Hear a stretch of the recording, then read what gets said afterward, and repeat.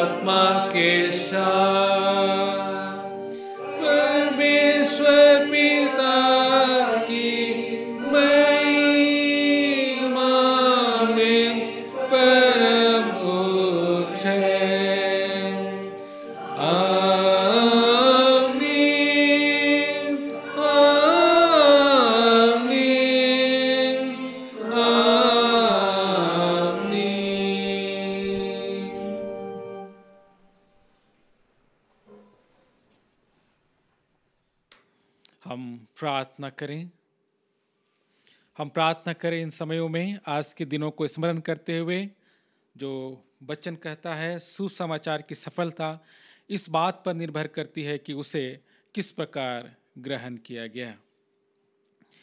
हे प्रभु, हमारी सहायता कर कि हम तेरे जीवनदायक वचन को विश्वास से ग्रहण करें, ताकि वह हमारे हृदय में जड़ जमा सके और हमारे जीवन में फल उत्पन्न करे।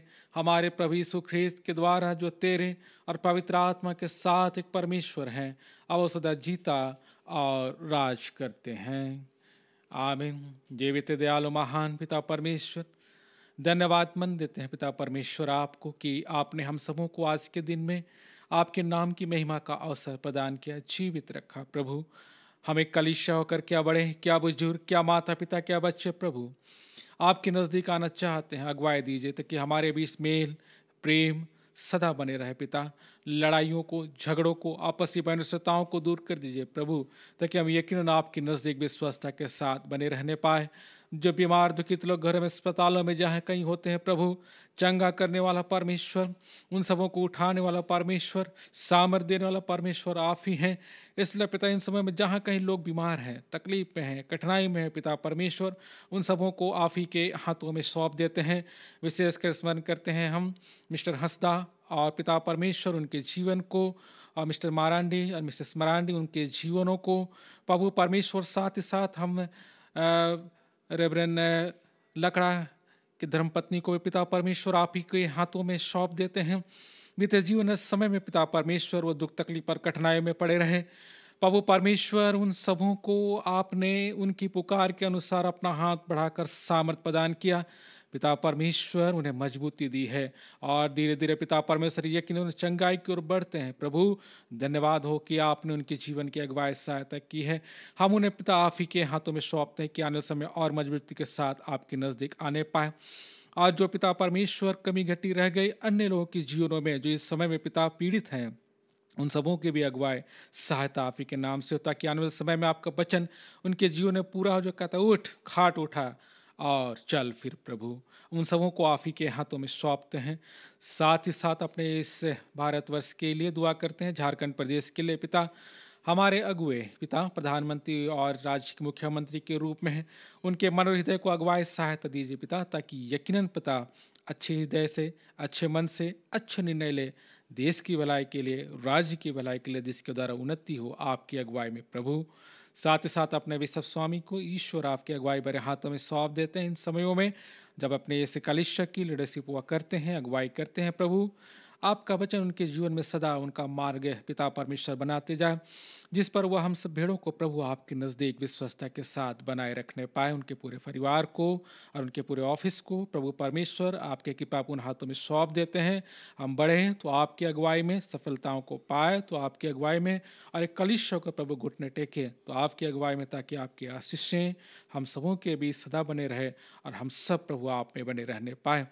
साथ ही साथ इन समय में पिता उस महामारी को स्मरण करते हैं कोविड-19 के रूप में, जिस पूरे भारतवर्ष संसार में फैलती है प्रभु, और यकीन इन सबों से हमारा ये विश्वास होता है कि तू छुड़ाने वाला है पिता, क्योंकि तू डॉक्टरों का डॉक्टर और वैद्यों का वैद्य होता है। आपने बड़े से बड़े रोगों को ईश्वर मनुष्य जातियों से दूर किया है प्रभु। विश्वास है आने वाले समयों में ये तकलीफ, ये कठिनाई, ये महामारी भी प्रभु आपके नाम से दूर होगा और हम सब प्रभु मजबूत होंगे। और साथ ही साथ ईश्वर पिता जो इस रोग से पीड़ित हैं, ईश्वर उन सबों की अगुवाई सहायता करे, और साथ ही साथ ईश्वर जो मृतक हो गए उन सबों को अपने नज़दीक रख पिता उस राज्य में भी, ताकि उस राज्य में आपके नाम की महिमा उनका जीवन बना रहे। जो डॉक्टर्स हैं, नर्सेस हैं, प्रशासनिक अधिकारीगण हैं पिता, बड़े से लेकर छोटे सबों को जो इस सेवकाई में अपना जीवन देते हैं प्रभु, उनके मन हृदय को मजबूती और सामर्थ्य दीजिए पिता। हम इन समय में कमज़ोर पड़ते, असहाय होते, लेकिन प्रभु आप ही सामर्थ्य देने वाला परमेश्वर हैं। इसलिए हम तमाम बात विचारों को आप ही के हाथों में सौंपते हैं, ताकि उनके जीवन काल के कार्य आने वाले समय में आपके नाम की महिमा के निमित्त होने पाए। अपनी छठिया दूरफा स्टेट के हर एक बात विचारों को, हमारे सचिव महोदय को, खजांची महोदय को, पूरे काउंसलरों को इन समयों में कार्य करने की सामर्थ्य अगुवाई इस प्रकार दे, ताकि इस दुख तकलीफ और कठिनाइयों की घड़ी में भी हम अपने कलिशा को प्रभु आपके नज़दीक बनाए रखने में सक्षम हो, कार्यों के द्वारा, बातों के द्वारा और विचारों के द्वारा पिता। धन्यवाद के साथ ये प्रार्थना आपके बेटे हमारे प्रभु यीशु ख्रीस्ट के नाम से मांगते हैं, आमीन। हे पृथ्वी की सब जातियों के परमेश्वर हम विनती करते हैं, तू अनगिनत लोगों को स्मरण कर जो यद्यपि तेरे स्वरूप प्रसिजे गए हैं, ताकि तुझे तेरे पुत्र यीशु ख्रीस्त के प्रायश्चित को नहीं जानते, या वर्दी के तेरे पवित्र कलिसिया के प्रार्थनाओं के द्वारा सारे मित्र धर्म और अविश्वास से छुड़ाए जाएं और तेरी सेवा करने के लिए आकर्षित किए जाएं।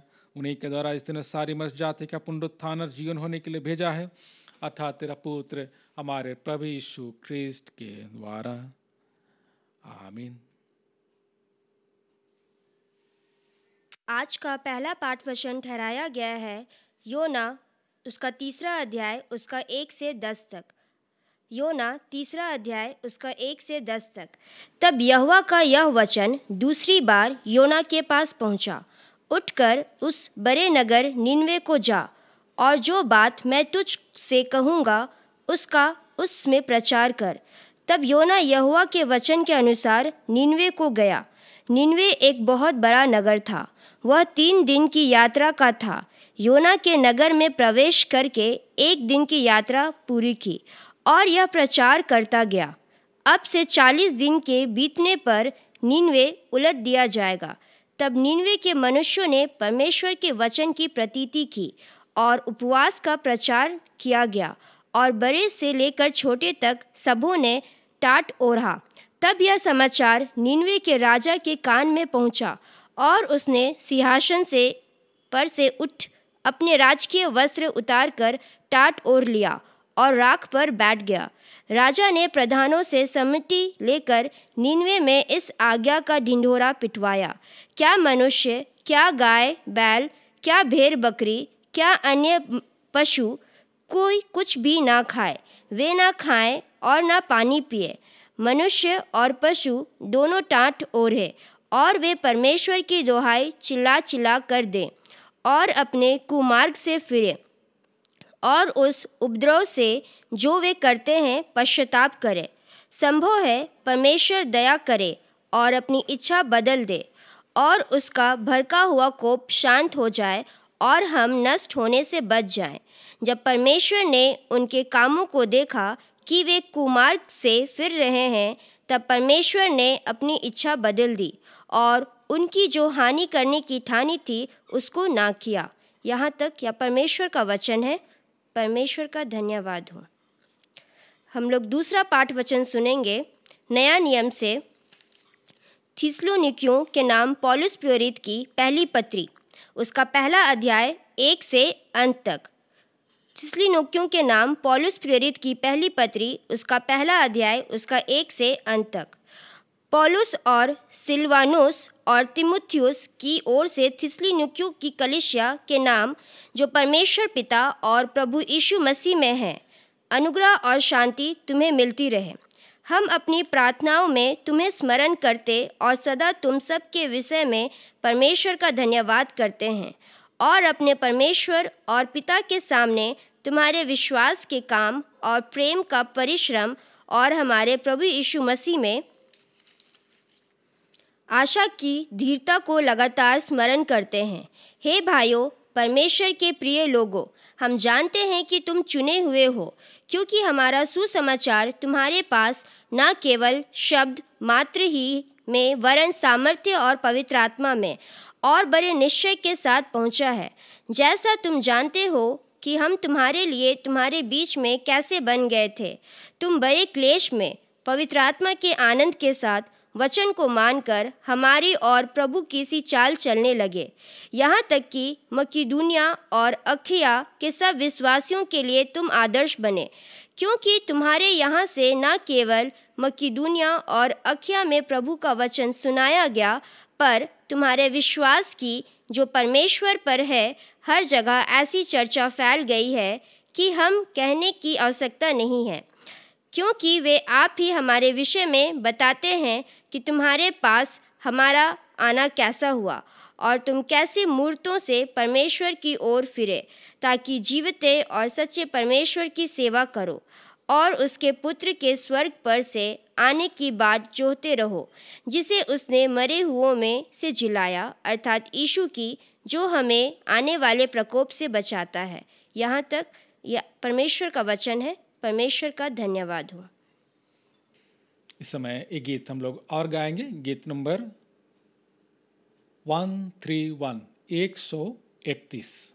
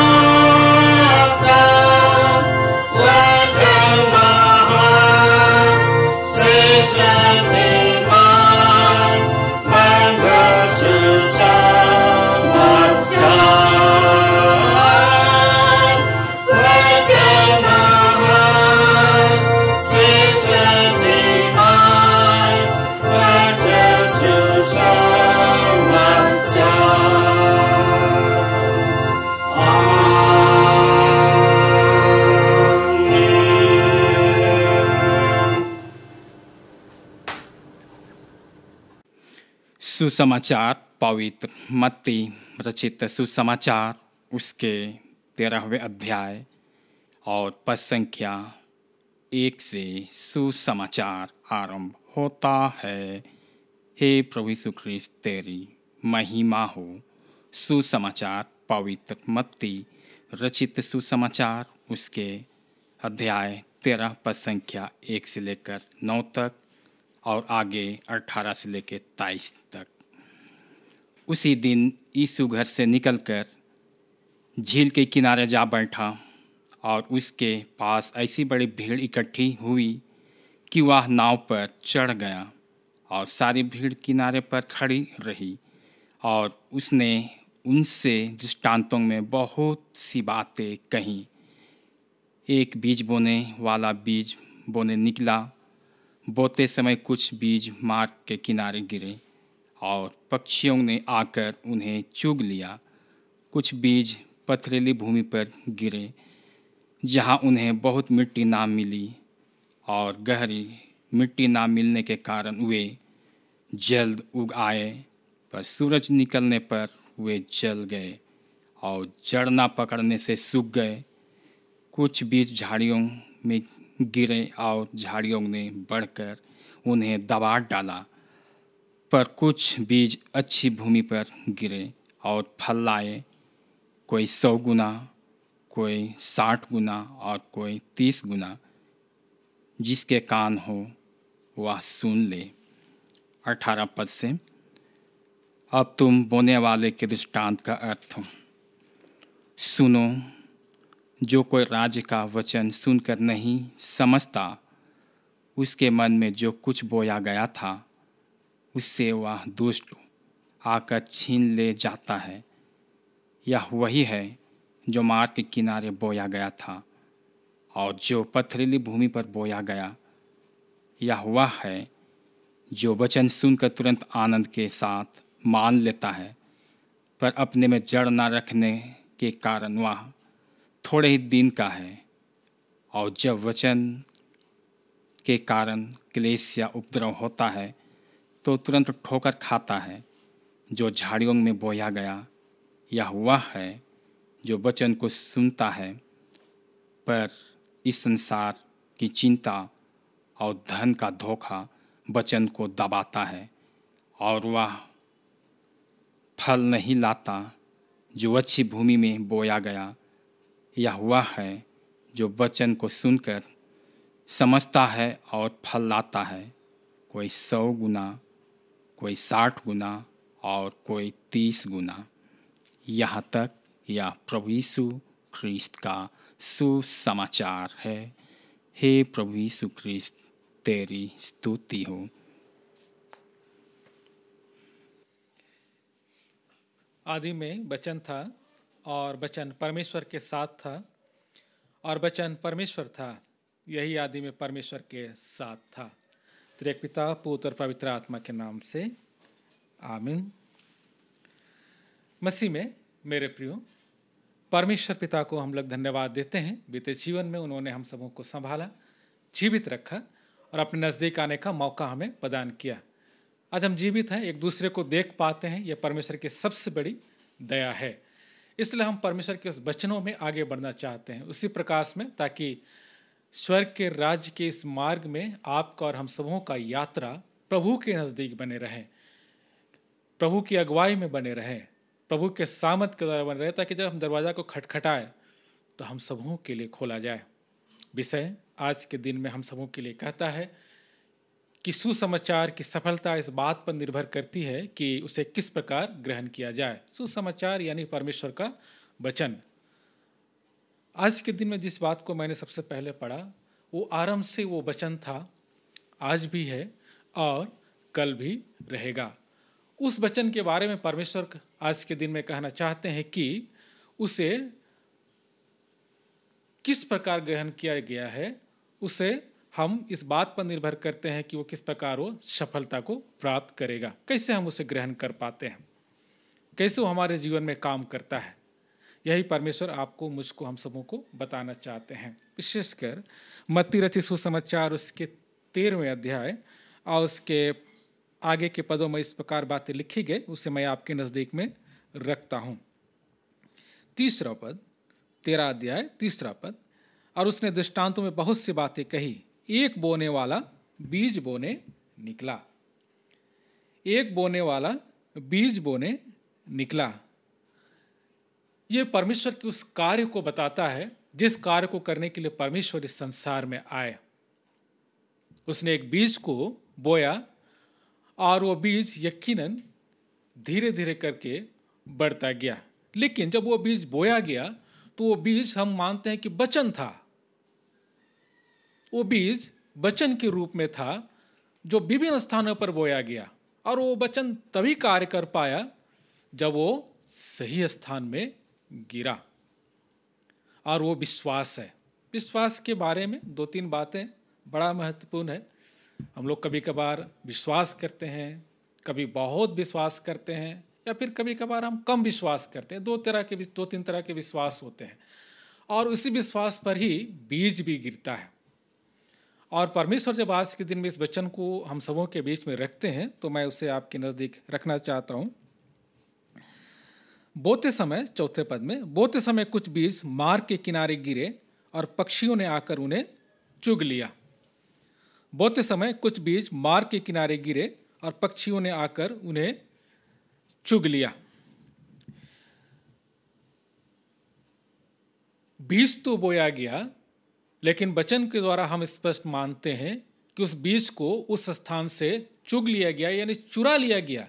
जिस कार्य के लिए उसे बोया गया था या छीटा गया था, वो उस कार्य को पूरा नहीं कर पाया। हम परमेश्वर की इस बात को, उस वचन को जब याद कर रहे हैं तब योना नबी को स्मरण करते हैं। योना नबी के जीवन में आज के दिन में परमेश्वर ने एक स्थान तय कर दिया कि आपको जाना है और वचन को छींटना है। और एक बड़े से नगर में, बाइबल बार बार बताती है, एक बड़े से नगर में, जैसे इस स्थान में लिखता है कि मेसोपोटामिया के उत्तर में टिग्रिस नदी के किनारे असुरों का एक बड़ा क्षेत्र था। और यह स्थान असुरों के वंशजों का था जो नूह के पुत्र सेम से संबंधित था। नूह के पुत्र सेम से संबंधित था, वो उनका एरिया था वो। लेकिन बाद में बहुत से लोग उनके मिलते गए और उसमें बहुत से जातियों का मेल मिलाप होता गया, तो वो बढ़ते गए। और वो शहर था असुर, और उस असुर नगर का या असुर राज्य का राजधानी था निनवे। और इसी निनवे नगर में आज के दिन में योना नबी को भेजा जा रहा है वचन को छींटने के लिए, बताने के लिए, समझाने के लिए। और जब उस जगह स्थान पर उनको भेजा जाने लगा तो योना नबी के बारे में कहा जाता है कि वो आनाकानी करने लगा। वह आनाकानी करने लगा। आज जिस पाठ को हम आज के दिन में पहले पाठ के रूप में देखते हैं, वह हमें 2-3 बातें बताना चाहते हैं जो परमेश्वर के वचनों के द्वारा हम सब स्मरण कर पाते हैं इन स्थानों में। योना नबी को जब उस स्थान में भेजा जा रहा था तो उसने 2-3 बातें कही है जो हम और आप इस स्थान में देख पाते हैं। विशेषकर योना 3 अध्याय और उसके 1 से अंत तक में। तब यहोवा का वचन दूसरी बार योना के पास पहुंचा, उठकर उस बड़े नगर नीनिवे को जा और जो बात मैं तुझसे कहूंगा उसका उसमें प्रचार कर। आपको जाना है और आपको वो बातें कहनी है जो मैं आपसे कहूंगा। ये दूसरी बार की बात है जब उसने परमेश्वर की बात को मान लिया, क्योंकि परमेश्वर ने योना को बचाया मछली के पेट से, उस तकलीफ से, उस कठिनाई से, उस परेशानी से। अब योना के लिए एक बड़ी बात है कि निनवे जाकर लोगों को बचाए। मैं पढ़ रहा था इस वचन में तो एक बात मुझे स्मरण में आ रही थी कि योना भागा क्यों। उसका तो ये काम ही था। परमेश्वर ने जब उनसे कहा तो वो भागा क्यों। वचन बताता है कि वो भागा इसलिए क्योंकि वो चाहता था कि निनवे नाश हो, क्योंकि इजरायलियों को सबसे बड़ी तकलीफ देने वाला यही असुर राज्य था। इजरायलियों को सबसे ज़्यादा तकलीफ और कठिनाई देने वाला यही असुर राज था और इजरायली से बहुत परेशान था, चाहे उत्तरी क्षेत्र हो चाहे दक्षिणी क्षेत्र हो। आप अपने दुश्मन के लिए क्यों प्रार्थना करेंगे? ये हम मनुष्य सोचते हैं। हम जिसे नापसंद करते हैं हम उसको क्यों बचाना चाहेंगे? जैसे योना सोचता था, वो नहीं चाहता था कि निन्वे बचाया जाए, लेकिन परमेश्वर जिसने मुझे, आपको और हम सबों को बनाया, उसने असुरों को भी बनाया, उस राज्य को भी बनाया, उस राज्य का इस्तेमाल किया परमेश्वर के लोगों को सही राह पर लाने के लिए। और परमेश्वर के कार्य को इनकार किया योना ने भाग कर। लेकिन आज वह परमेश्वर के नज़दीक है, वचनों को बांटने के लिए, छींटने के लिए, एक अच्छा फल लाने के लिए। और उसके बाद वचन कहता है तीसरे पद में, तब योना यहोवा के वचन के अनुसार नीनवे को गया। नीनवे एक बहुत बड़ा नगर था, वह 3 दिन की यात्रा पर था, 3 दिन की यात्रा का था। योना ने नगर में प्रवेश करके एक दिन की यात्रा पूरी की और वह प्रचार करता गया, अब से 40 दिन के बीतने पर नीनवे उलट दिया जाएगा। 40 दिन के बारे में हम सब बहुत बार सुनते हैं, जानते भी हैं, समझते भी हैं। हमारे मसीह जीवन में 40 दिनों का बहुत बड़ा अर्थ है, विनती का भी, विश्वास का भी, और परमेश्वर के राज्य में बदलाव का भी। नीनवे के नगर के लोग जब इस वचन को सुनते हैं तो एक बहुत बड़ी बात हो जाती है, जो आमतौर पर आप बाकी जगह पर नहीं देख पाते हैं। लोगों ने सुना, राजा ने भी सुना। लोगों ने वचनों को सुना, राजा ने भी सुना, और राजा ने आज्ञा निकाली कि हाँ, जो कहा जा रहा है वो किया जाए, जो कहा जा रहा है वो किया जाए। और राजा के आदेश से पूरे नीनवे के लोग टाट ओढ़कर पश्चाताप करने लगे। एक बहुत बड़ा आश्चर्यकर्म है कि जिस राज्य को, जिस जाति को लोग बड़ा बुरा मान रहे हैं और लगता था कि वो बहुत ही क्रूर हैं, जब वो लड़ाई के लिए वो जाते थे, सेनाओं को लेकर दूसरे राज्य या देश पर आक्रमण करते थे, तो बड़ा क्रूर तरीका इस्तेमाल करते थे वे लोग। वहाँ के लोग इस तरह की बातों को महसूस कर पा रहे हैं। यह हमारे और आपके जीवन के लिए एक बहुत बड़ी बात कि परमेश्वर का वचन उस स्थान में कार्य कर रहा है, लोगों की इच्छा के विरुद्ध, योना की इच्छा के विरुद्ध। योना नहीं चाहता, इसलिए वो भागा। और वचन बार बार कहता है कि योना नाराज भी हुआ कि आपने मुझे काम करने के लिए भेजा, मैंने काम किया, आपने अपना काम नहीं किया, आपने अपना काम नहीं किया, वो नाराज हो गया। मसीह मेरे प्रियो, आप और हम जब इस संसार में अपने अपने जीवनों को प्रभु के लिए अर्पित करते हैं तो परमेश्वर हमें एक अच्छा किसान बनाना चाहते हैं, अपने घर परिवार, अपने समाज, अपने देश के लिए, कि हम भी वचनों को छींटने पाए अपने लोगों के बीच में, प्रचार के रूप में, संदेश के रूप में।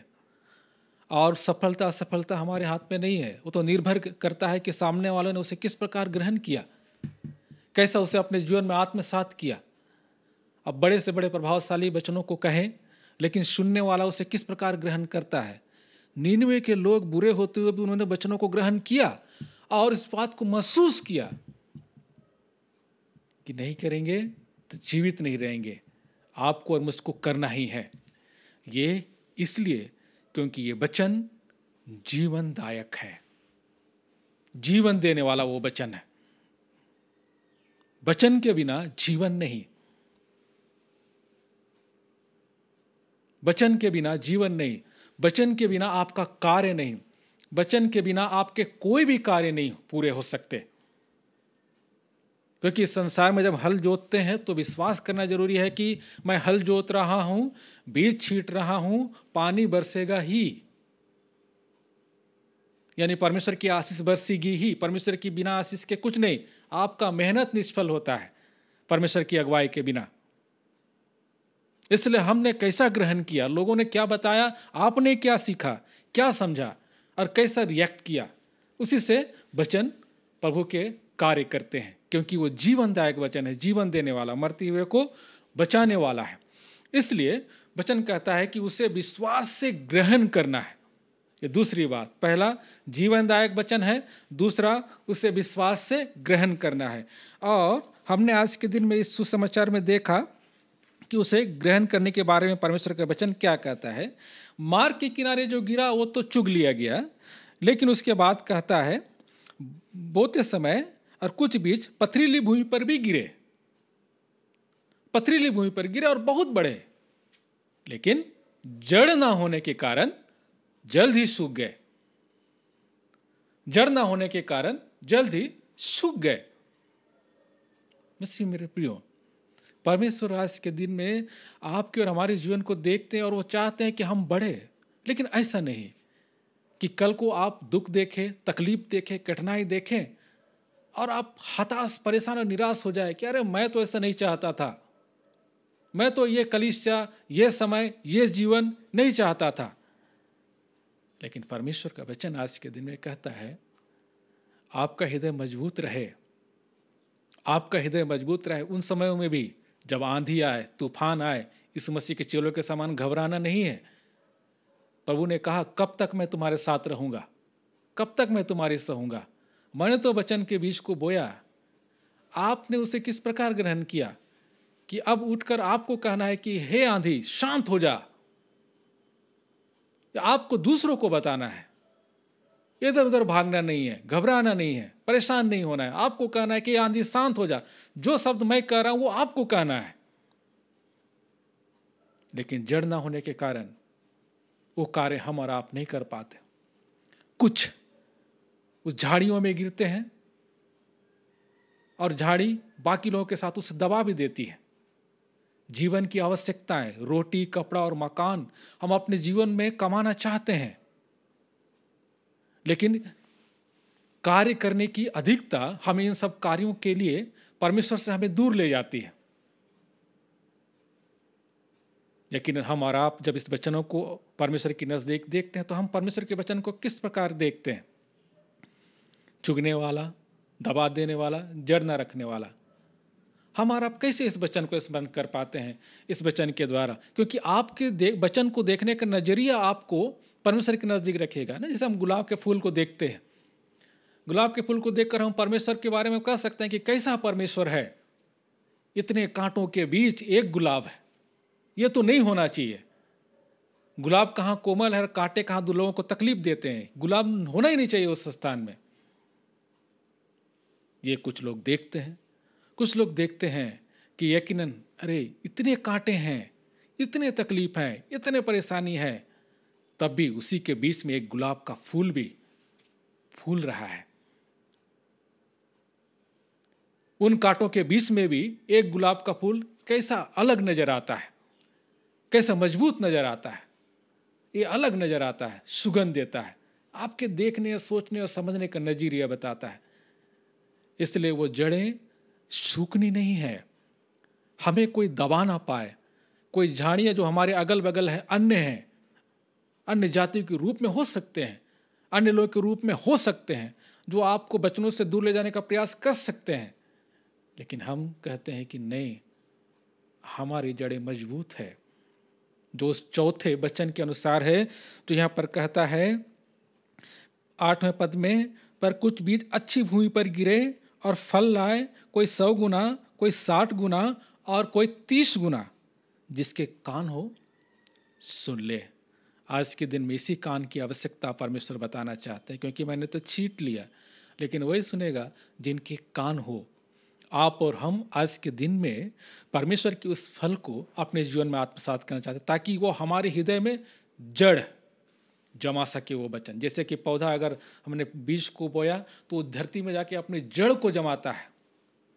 जड़ को जमाने के बाद उसमें पौधा बनता है और पौधा बनने के बाद फल देता है। परमेश्वर का वचन जब बोया गया तो हमारे हृदय में जड़ जमा सके। और हृदय में जड़ जमाने का मतलब आप अच्छे तरीके से जानते हैं कि चाहे आंधी आए, चाहे पानी आए, आपका घर चट्टान के ऊपर बना है, आप नहीं डिगेंगे। बालू पर नहीं है हमारा घर, चट्टान पर है, इसलिए हम कभी नहीं डिगेंगे। हमारी जड़ें मजबूत है।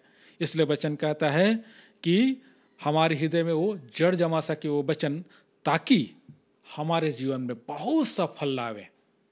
वचन के अनुसार कोई 30 गुना, कोई 60 गुना, कोई 100 गुना। इसलिए परमेश्वर आज के दिन में दूसरे पार्ट में हमें स्पष्ट बताते हैं थिस्सलुनीकियों के बारे में। उनके बारे में आज वचन आपके और हमारे जीवन में है कि उन्होंने 3 बातें उनके नज़दीक रखे हैं जो विशेषकर हम इस वचन में देख पाते हैं। पहला है थिस्सलुनीकियों के बारे में, मसीह पर विश्वास से उन्होंने एक महत्वपूर्ण कार्य उत्पन्न किया। वो अन्य जातियों से, अन्य ईश्वरों से पलटकर सच्चे परमेश्वर की ओर आए। ये पहली बात, सच्चे परमेश्वर की ओर आए। थिस्सलुनीकियों के बारे में कहता है मसीह पर विश्वास ने सच्चा पश्चाताप उन्होंने उत्पन्न किया, सच्चा पश्चाताप किया, इसलिए उनकी प्रशंसा की जा रही है जैसे आज के दिन निनवे के लोगों ने किया।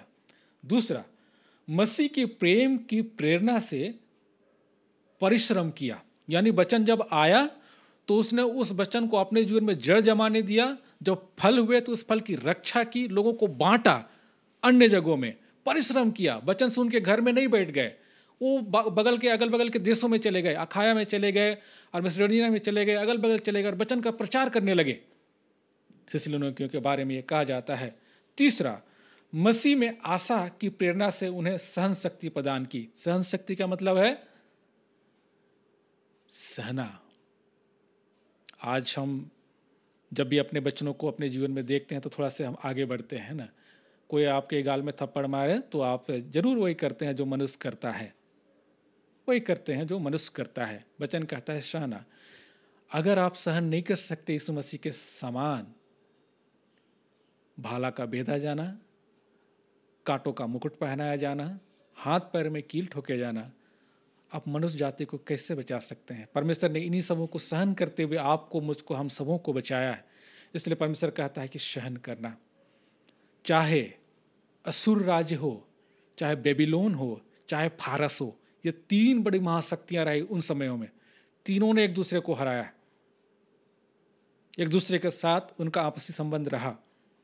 लेकिन आज वो कहाँ है? आपको ना असुर दिखाई देते हैं, असुर राज दिखाई देता है, ना बेबीलोन दिखाई देता है, ना फारस दिखाई देता है, जबकि उस समय उनके बिना संसार नहीं चलता था। आज आप और हम भी इस संसार में हैं, चाहे जितने भी बड़े हों, जितने भी अच्छा काम करते हों, जितने भी बात विचार को रखते हैं, जितने भी बड़े प्रचारक हों, कार्य करने वाले हैं, बात करने वाले हों, अगर परमेश्वर की अगुवाई नहीं तो आप कभी नहीं बढ़ेंगे। परमेश्वर की अगुवाई का मतलब है कि आपके जीवन से नेगेटिविटी दूर रहे। नकारात्मक बातें का काम शैतान का है, हम परमेश्वर के लोगों का नहीं है। हम जितना पॉजिटिव बात कर पाए इन माहौलों में, इन समयों में, वो परमेश्वर के राज्य की बढ़ती के लिए ही है, क्योंकि शैतान अपना काम कर रहा है। आप अपने आप का इस्तेमाल उसे मत करने दीजिए। आप और हम परमेश्वर के लोग हैं, परमेश्वर के कार्य का इस्तेमाल होने दीजिए, शैतान को करने मत दीजिए अपने कार्य को करने के लिए। इसलिए जो भी कार्य को करें, बातों को करें, परमेश्वर का वचन जब बीज के रूप में आपके बीच में बोया गया तो वो कार्य करें। हमारे बीज, हम उन बीजों में से हैं जो अच्छी भूमि पर गिरे हुए हैं, इसी से पता चलेगा। चुगा गया नहीं है, झाड़ियों से ढका गया नहीं है, और नहीं उस पत्थर पर है। हमारे बीजे जो हैं सचमुच उपजाऊ भूमि पर गिरे और बहुत सा फल लाए हैं और लाएंगे और लाते रहेंगे, व्यक्तिगत जीवन के लिए भी, प्रभु की इस कलीसिया के लिए भी, और अपने घर परिवारों के लिए भी, और पूरे संसार के लिए भी। ईश्वर योना नबी को हमारे बीच में रखते हैं, यीशु मसीह के उन दृष्टांतों को हमारे बीच में रखते हैं, थिस्सलुनीकियों के जीवनों को हमारे बीच में रखते हैं। हम उन्हें सीखें, जाने, समझे और प्रभु के नज़दीक हमेशा विश्वासी मन के साथ बने रहें। मसीह विश्वास में, प्रेम में और आशा में हर एक मसीह का गुण उनके जीवन में बना रहना चाहिए। ईश्वर हमारी सहायता करें। हम प्रार्थना करें। जीवित दयालु महान पिता परमेश्वर, धन्यवाद देते हैं प्रभु। हमने अपने कदमों को जब आपके नज़दीक बढ़ाया तो बिना आपकी सहायता के नहीं प्रभु, हमने आपको दाहिने भी पाया, बाएं भी पाया। इसलिए मैं निश्चिंत हूँ प्रभु, क्योंकि तू ही बचाने वाला, तू ही कलीसिया को चलाने वाला, तू ही हमारे परिवार को आगे बढ़ाने वाला है। हम तो बस साधन मात्र हैं प्रभु। हमारे जीवन का इस्तेमाल इस बड़े कार्य के लिए कर, ताकि हम सब आज के इस बच्चों के द्वारा आपके नज़दीक विश्वस्तता के साथ बने रहें, आशीष पाए और प्रभु के लोग कहलाने पाए। प्रार्थना आपके बेटे हमारे प्रभु यीशु ख्रिस्ट के नाम से मांगते हैं, आमीन। हम प्रेरितों का विश्वास वचन एक साथ कहें। मैं सब शक्तिमान पिता स्वर्ग और पृथ्वी के सृष्टिकर्ता परमेश्वर पर विश्वास करता हूँ।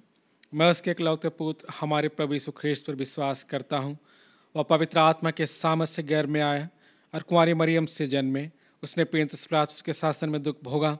वह क्रूस पर चढ़ाया गया, मरा और गाड़ा गया और मृतकों के लोक में उतरा। तीसरे दिन वह जी उठा। वह स्वर्ग पर चढ़ गया और पिता की दाहिनी ओर विराजमान है और जीवित मृतकों के न्याय करने को फिर आवेंगे। मैं पवित्र आत्मा पर, पवित्र सौलों की कलीसिया पर, संतों की संगति, पापों की क्षमा, देह के पुनरुत्थान और अनंत जीवन पर विश्वास करता हूँ। आमीन। हम समस्त मानव जाति के लिए प्रार्थना करें और अपनी प्रार्थनाओं को प्रभु यीशु ख्रीस्त के निरंतर निवेदन के साथ साथ अर्पित करें। हम समस्त मानव जाति के लिए प्रार्थना करें और अपनी प्रार्थनाओं को प्रभु यीशु ख्रीस्त के निरंतर निवेदन के साथ साथ अर्पण करें। आइए हम प्रार्थना करें।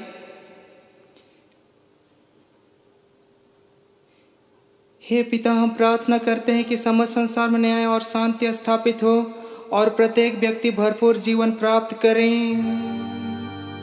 हे दयावान प्रभु, हमारी प्रार्थना सुन। उन सब लोगों के लिए जो इस हटिया ध्रुव पास्टेट में रहते हैं, उन सब बातों को दूर करने के लिए जिनसे आपसी फूट और झगड़े होते हैं, और हमारे देश में सच्ची एकता की बढ़ती के लिए।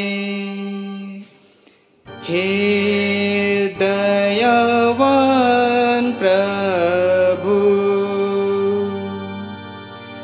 हमारी प्रार्थना सुन। उन सब लोगों के लिए जो कृषि उद्योग व्यापार में लगे हुए हैं, सब मजदूर कारीगरों के लिए, और उन सब के लिए भी जो अपनी सेवा से हमारी आवश्यकताओं की पूर्ति करते हैं। हे दयावान प्रभु, हमारी प्रार्थना सुन। अध्यापकों और छात्रों, वैज्ञानिकों, लेखकों और कलाकारों, और उन सब व्यक्तियों के लिए जो अन्य लोगों के विचारों और भावनाओं को प्रभावित करते हैं। हे दयावान प्रभु, हमारी प्रार्थना सुन। उन सब लोगों के लिए जो दुखी हैं, बेरोजगार हैं, भूखे प्यासे और दरिद्र और दलित हैं, बीमार और मरनसन हैं, और उन सब व्यक्तियों के लिए जो ऐसे लोगों की सेवा और सहायता करते हैं। हे दयावान प्रभु, हमारी प्रार्थना सुन। हमारे तथा अन्य देशों के सब शासकों के लिए, विशेषकर हमारे राष्ट्रपति, प्रधानमंत्री, इस राज्य के राज्यपाल और मुख्यमंत्री, और उनके लिए भी जो लोगों पर किसी प्रकार का अधिकार रखते हैं। हे दयावान प्रभु, हमारी प्रार्थना सुन। सब मसीह समाज के एकता और मेल मिलाप के लिए, और समस्त संसार में उनकी गवाही और सेवा कार्य के लिए। हे दयावान प्रभु, हमारी प्रार्थना सुन। भारत में तेरी समस्त कलीसिया के लिए, हमारे भी सब बेबीवास के, हमारे पुरोहितगण और तेरी कलीसिया के सब अन्य धर्म सेवकों के लिए, कि वे सच्चाई और लगन से तेरी सेवा करें। हे दयावान प्रभु, हमारी प्रार्थना सुन। यह वर दे के तेरे उन सब भक्तों के साथ जिन्होंने अपने जीवन में तेरी निष्ठापूर्वक सेवा की है, कि हमें तेरे राज्य के नित्य आनंद में सहभागी हो सकें। हे दयावान प्रभु, हमारी प्रार्थना सुन। हे स्वर्गीय पिता, अपने राज्य को शीघ्र प्रकट कर और हमारी इन प्रार्थनाओं को सुन। हम तेरे पुत्र अपने प्रभु उद्धारकर्ता यीशु ख्रिस्त के नाम से यह मांगते हैं, आमीन, आमीन, आमीन।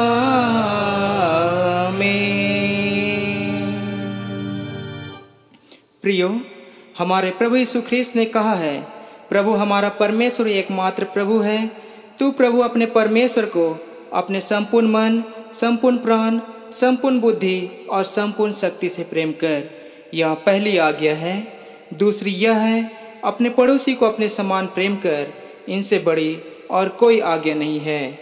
परमेश्वर ने संसार से ऐसा प्रेम रखा कि उसने अपने इकलौता पुत्र यीशु ख्रिस्त दे दिया कि हमें पापों से बचाए, स्वर्ग में हमारे लिए निवेदन करता हो और हमें शाश्वत जीवन में पहुंचाए। इसलिए हम पछताव पर विश्वास के साथ अपने पापों का अंगीकार करें। हम परमेश्वर की कृपा से उसकी आज्ञाओं का पालन करने का और सब लोगों के साथ मेल मिलाप और प्रेम से रहने का दृढ़ संकल्प करें। हम एक साथ कहें, हे सर्वशक्तिमान परमेश्वर, हमारे स्वर्गीय पिता, हमने मन, वचन और कर्म से तेरे विरुद्ध और एक दूसरे के विरुद्ध पाप किया है। हमने अपनी अज्ञानता और दुर्बलता के कारण और जानबूझकर भी बुराई की है और भलाई करने में असफल रहे हैं। इन सब पापों के लिए हम सचमुच खेदित हैं और अंतःकरण से पश्चाताप करते हैं। तेरे पुत्र यीशु ख्रिस्त ने हमारे लिए अपने प्राण दिए, उसी के कारण हमने जो पाप किए उनको क्षमा कर और यह वर दे कि भविष्य में हम नया जीवन पाकर सदा तेरी सेवा करें, ताकि तेरे पवित्र नाम की महिमा हो। आमीन। सब शक्तिमान परमेश्वर उन सबको क्षमा करते हैं जो एक दूसरे को क्षमा करते और सच्चा पश्चाताप करते हैं। वो आप पर दया करें, आपके सब पापों को क्षमा करें, उनसे आपको छुटकारा दे और सब भले कामों में आपको स्थिर सबल करे और शाश्वत जीवन में बनाए रखे, हमारे प्रभु यीशु ख्रिस्त के द्वारा। आमीन। परमेश्वर का धन्यवाद हो। हम सब मिलकर ख्रिस्त की देह हैं। हम सब ने एक आत्मा द्वारा एक दिन बपतिस्मा लिया है। हम ऐसे कार्य में संलग्न रहे जिनसे शांति मिलती और एक दूसरे का निर्माण होता है। प्रभु की शांति सदा आप सबों के साथ रहे और आपके साथ भी रहे।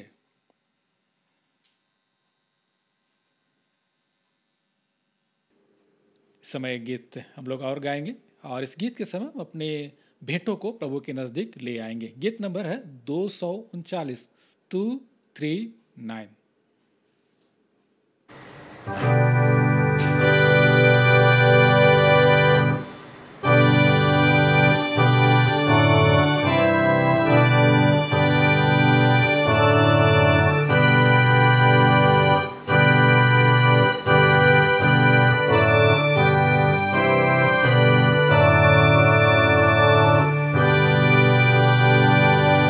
मैं अंग था ना सो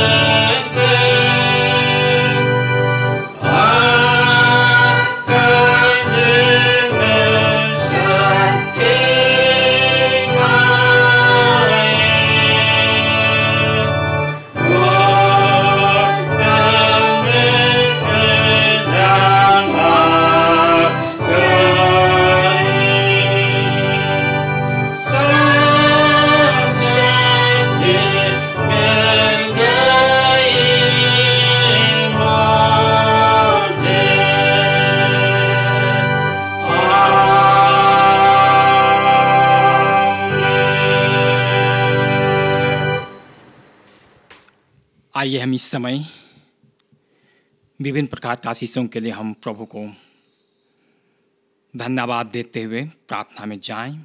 और इससे पहले कि हम भजन संहिता 34 पढ़े, भजन संहिता 34 उसका 1 से लेकर आगे 6 पद तक। मैं हर समय यहोवा को धन्य कहा करूँगा, उसकी स्तुति निरंतर मेरे मुख से होती रहेगी। मैं यहोवा पर घमंड करूँगा, नम्र लोग यह सुनकर आनंदित होंगे। मेरे साथ यहोवा की बढ़ाई करूं, और आओ हम मिलकर उसके नाम की स्तुति करें। मैं यहोवा के पास गया, तब उसने मेरी सुन ली और मुझे पूरी रीति से निर्भय किया। जिन्होंने उसकी ओर दृष्टि की उन्होंने ज्योति पाई, और उनका मुंह कभी काला ना होने पाया। इस दिन जन ने पुकारा, तब यहोवा ने सुन लिया और उसको उसके सब कष्टों से छुड़ा लिया। यहाँ तक सर्वशक्तिमान तीनों लोक के त्रिएक ईश्वर पिता, पुत्र और पवित्र आत्मा की महिमा हो, जैसे आदि में थी, अब है और सदा जुगानुग होती रहेगी। आमीन। हम प्रार्थना में जाएं। सर्वशक्तिमान जीवन का प्रभु, तू प्रशंसा पाने की योग्य है, और इस समय हम तुझे धन्यवाद देते हैं उस बातों के लिए जो तूने मानव इंसान पर अपनी आशीष देकर उन्हें हर एक प्रकार के बातों में उन्नत किया है। और यह पृथ्वी पर हम जन्म लेकर सालों साल तक जीते हैं, और इनमें तेरी भागीदारी बनी रहती है। आज वैसे ही प्रभु जी हमारे बीच में कितने बड़े बुजुर्ग, छोटे बच्चे बच्चियां जो अपने जन्म दिवस के अवसर पर तुझे धन्यवाद की भेंट चढ़ाते हैं। हाँ प्रभु जी, हम इस समय तुझे धन्यवाद देते हुए ऐसे लोगों के नाम प्रार्थना करते हैं कि सबों के ऊपर में तेरी आशीष निरंतर बनी रहे। और तू जुग जुग का प्रभु है, तू अपने लोगों को संभालता है, क्योंकि हम तेरे करीब बने रहना चाहते हैं। और इसलिए कि तू हर कष्टों से छुड़ा करके उन्हें तू आशीष से परिपूर्ण करता है। और यह संसार में मनुष्य समय के साथ माता के गर्भ से जन्म लेते हैं, और एक एक परिवार में तूने आशीष से परिपूर्ण किया है। भली भांति ऐसे बच्चों को, बड़े बुजुर्गों को भी जो अपने जन्म दिवस मानते हैं आज के दिन में, हाँ प्रभु जी तू आशीष दे, और अच्छे ज्ञान, अच्छे बुद्धि, अच्छे धार्मिकता के साथ तू ऊंचा उठा, क्योंकि ज्ञान हमारा दीपक है। और इस प्रकार बुद्धि जो तेरी ओर से में प्राप्त होती है, ये हमारा प्रभु जी मार्गदर्शक हो। सो निश्चित तौर से तो छोटे बच्चों को बीमारी, जोखिम बीमारी, दुर्घटना, नाना प्रकार की संयस तू बचाया, और बड़े बुजुर्गों को भी। और इस प्रकार प्रभु सबों को तू अद्भुत आशीष दे करके संभालते हुए पुनः फिर से 1 साल की उम्र अवस्था तक तू ले पहुँचाया है, जो अपने अपनी उम्र अवस्था के अनुसार लोग अपने परिवार में जीते हैं। हे प्रभु जी धन्यवाद देते हैं। पढ़ाई के क्षेत्र में तमाम बच्चे बच्चियों को आशीष दे, और हर एक प्रकार के पाप और बुराई से तू बचाए रख, और अच्छे जीवन को पकड़े रहने में उनकी सहायता और मदद कर, और अच्छी ज्ञान और बुद्धि उनके जीवन पर प्रकट होने पाए, क्योंकि ज्ञान का भंडार तेरे पास है प्रभु जी, और सब कुछ तेरी ओर से ही हमें प्राप्त होती है। ऐसे तमाम बच्चों पर तू आशीष दे। बड़े बुजुर्गों को भी तूने एक लंबे जीवन के साथ नवाजा, और प्रभु जी उनके उम्र अवस्था के अनुसार आज के दिन में उनको भी तू प्रभु जी अपने जन्म के विषय में गर्व करने का समय और मौका दिया है। और उन्होंने इस दिन को प्रभु जी याद करते हुए तुझे धन्यवाद देते हैं। सबों के ऊपर में अपनी आशीष भेजकर अद्भुत रीति से हर एक बातों में ऊंचा उठा। बीमारी, जोखिम, दुर्घटना, नाना प्रकार की संयस तू बचा करके जीवन में वृद्धि कर। हाँ प्रभु जी धन्यवाद देते हैं। और इसी के साथ बहुत ऐसे माताएं और पिता जो हैं, जो अपने शादी के उस दिन को भी याद करते हैं, और जिनका दाम्पत्य जीवन को तू बनाए रखने में उनकी तू सहायता की है, और उन सबों को तू एक अच्छा जीवन साथी दिया। क्या इस समय अपनी उम्र अवस्था के अनुसार, कोई जवान है, कोई बुजुर्ग हैं, इत्यादि लोग जो विवाहित हैं, सो अपने इस सालगिरह के अवसर पर भी तुझे धन्यवाद देते हैं। सबों को तू आशीष दे और अच्छे ज्ञान के साथ तू उन सबों को फलने फूलने दे, अच्छी शक्ति दे और इस प्रकार जिन जोड़ियों को तूने दिया है भली भांति निरंतर आगे ही बढ़ती चली जाए।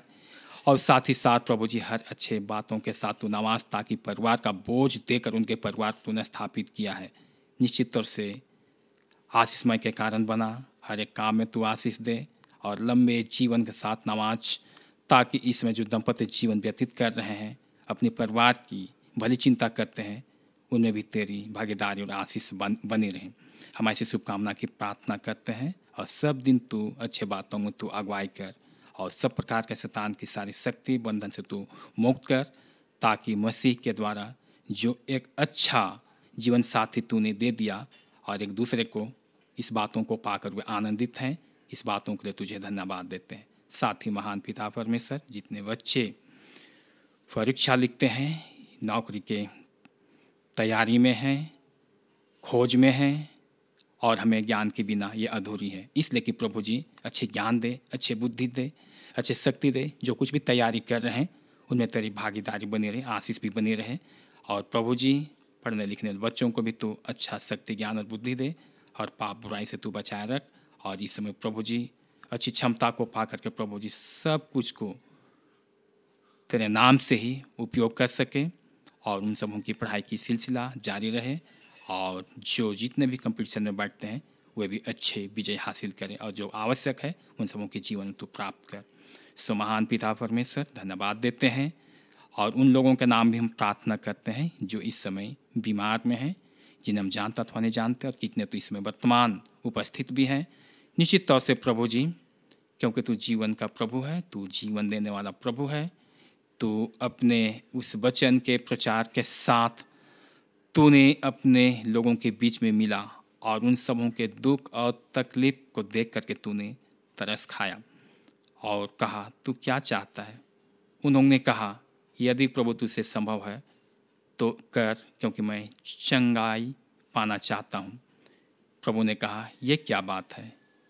तब प्रभु ने उन सबों की बीमारी से उन्हें चंगाई दिया। हाँ प्रभु, तेरे वचन में इतनी शक्ति, इतनी ताकत है, इतनी सामर्थ है कि तू सिर्फ वचन ही बोल देता है और लोग बड़े बड़े बीमारी और पुरानी बीमारी से भी लोग चंगाई पाते हैं।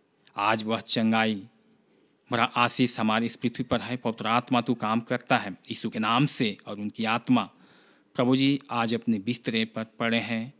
कितने लोग अस्पतालों में हैं, कितने लोग गरीबी के कारण ट्रीटमेंट नहीं करा पाते, लेकिन प्रभु जी तू सबों का प्रभु है। तू तरस खा और तू प्रभु जी सबों को सब प्रकार की बीमारी और दुर्बलता से उन्हें तू छुटकारा देते हुए चंगाई दे। हम ऐसी शुभकामना की प्रार्थना करते हैं और कितने तो चंगाई भी पाते हैं और इस बातों के लिए तुझे धन्यवाद देते हैं। प्रभु जी तू उन सबों की भी प्रार्थना सुन और जबकि वे बीमार में थे, तकलीफ में थे, क्लेश में, चिंताओं में थे, मरी में थे और तूने संभालते हुए प्रभु जी उन्हें बड़े से बड़े बीमारी से तूने छुटकारा दिया है। तमाम प्रार्थनाओं को तूने सुन लिया, उनके हर एक दवाइयों पर तूने आशीष दी और उनकी सेवा करने वालों पर भी तूने आशीष उड़ेल कर प्रभु जी उन्नत किया है। सारी बातों के लिए धन्यवाद देते हैं। इसमें प्रभु हम उन लोगों के नाम जानते अथवा नहीं जानते, कितने प्रार्थना कर दिए गए हैं और वह अब भी अपने घरों पर किसी प्रकार से और बीमारी की हालत में हैं और वे सुधार की ओर बढ़ते हैं। उन्हें पूरी रीति से चंगाई दे, हम ऐसी शुभकामना की विनती रखते हैं।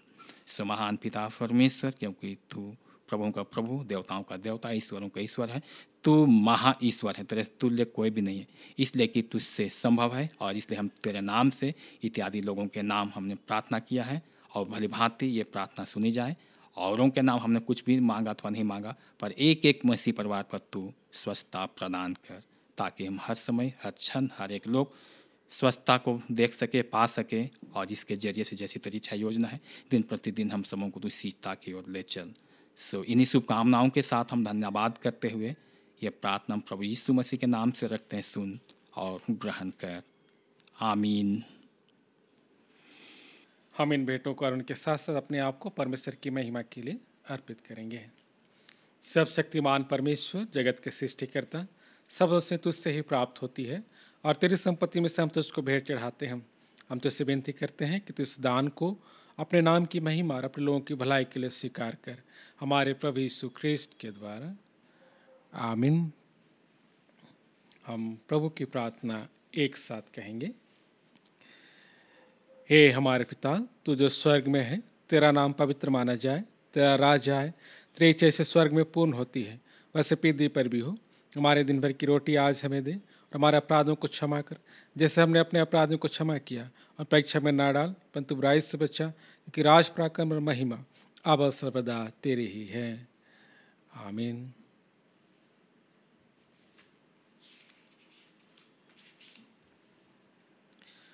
परमेश्वर की शांति जो सारे समझ से परे हैं, परमेश्वर के और उसके पुत्र हमारे प्रभु यीशु ख्रिस्त के ज्ञान और प्रेम में आपके हृदय विचारों को सुरक्षित रखे, और सर्वशक्तिमान परमेश्वर पिता, पुत्र और पवित्र आत्मा की आशीष आप पर हो और सदा सर्वदा आपके साथ बनी रहे, आमीन। शांति से पूर्ण होकर जाइए, प्रभु से प्रेम रखिए और उनकी सेवा कीजिए, ख्रिस्त के नाम में, आमीन। एक हम अंतिम गीत भी गाएंगे इस समय।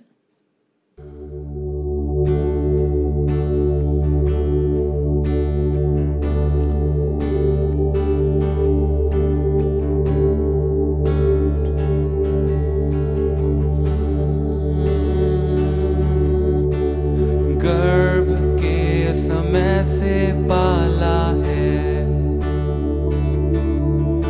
बनाया मुझको अपने रूप में, डाली तूने अपनी रूह है,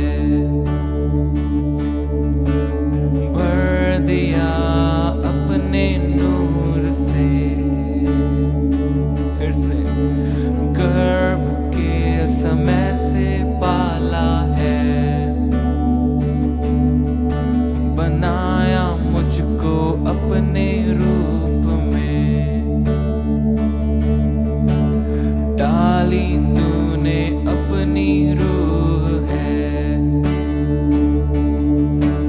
भर दिया अपने नूर से। यीशु मसीह, माँ के समान तू है,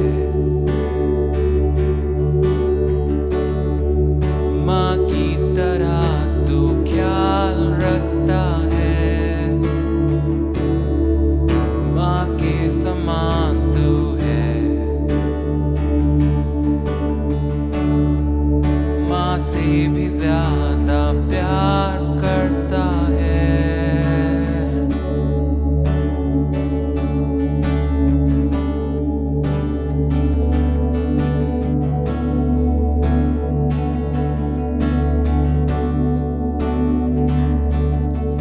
सुकून है तेरी गोदी में,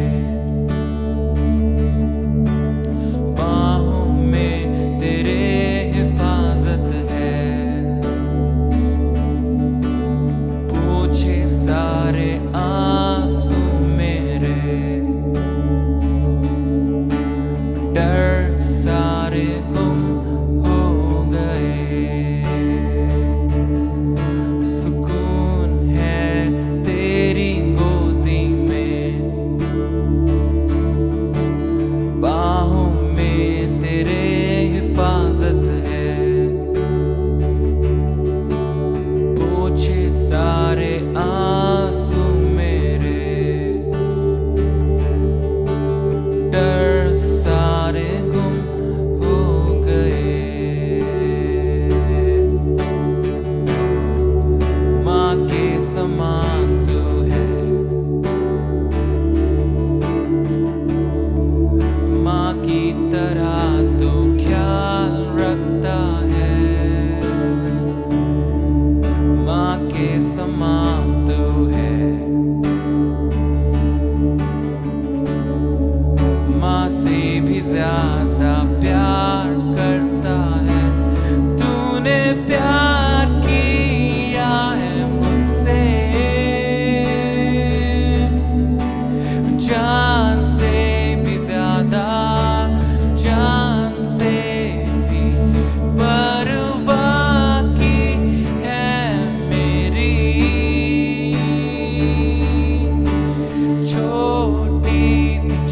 छोटी बातों की तूने प्यार किया है मुझसे, जान से भी ज्यादा, जान से भी परवाह की है मेरी यीशु मसीह। छोटी सी छोटी बातों की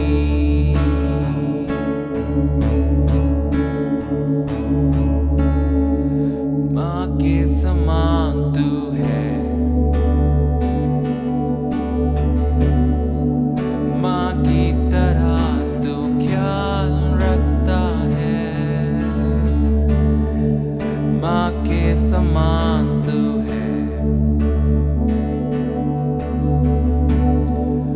माँ से भी ज्यादा प्यार करता है।